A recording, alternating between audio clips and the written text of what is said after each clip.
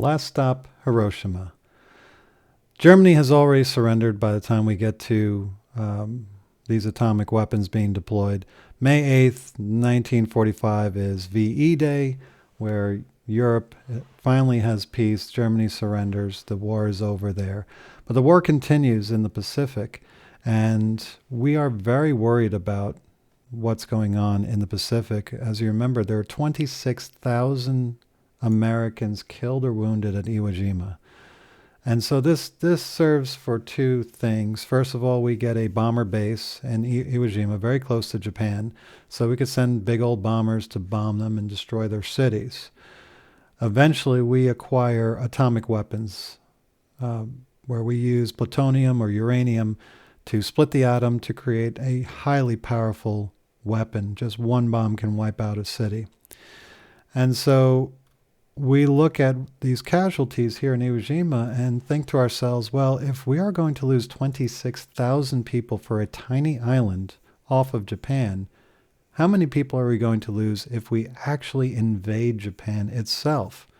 These people are very fanatical. They literally fight to the last man. And there are millions of people in Japan. What kind of battle would that look like? And so the military, the political leadership in America decide, well, let's just drop a couple huge bombs and make them surrender without sending our boys into Japan to try to take it over.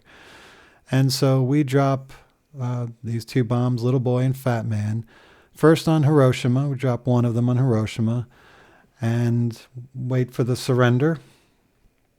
The Japanese say that they will surrender, but they want to keep their emperor. We say, no deals. You have to surrender unconditionally. So 3 days later, we drop one on Nagasaki.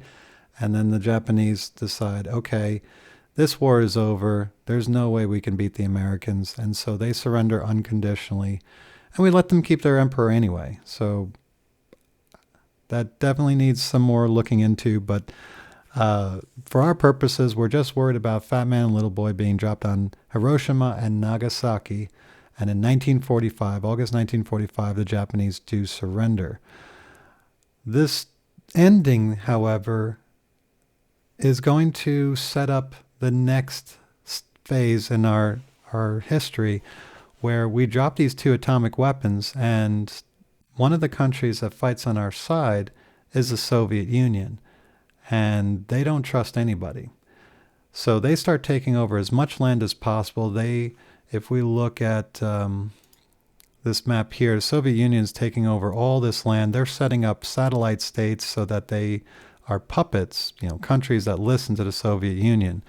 And so when we get to, let me bring up this right here, they start taking over territory in Asia. They set up communist governments in China, in North Korea, in North Vietnam.